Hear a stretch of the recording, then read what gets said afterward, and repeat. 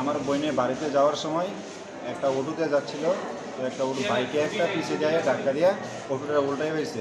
উল্টানে আমার বোনের বাগনি সামনের দাঁতগুলো পড়ে গেছে গা, আর বোনের একটু প্যাকেট অবস্থা আসলো, তো হের সিরিয়াস অবস্থা। কই যেতে ছিল কোনখান থেকে? বাড়ি থেকে নবীনগর যেতেছিল, হ্যাঁ।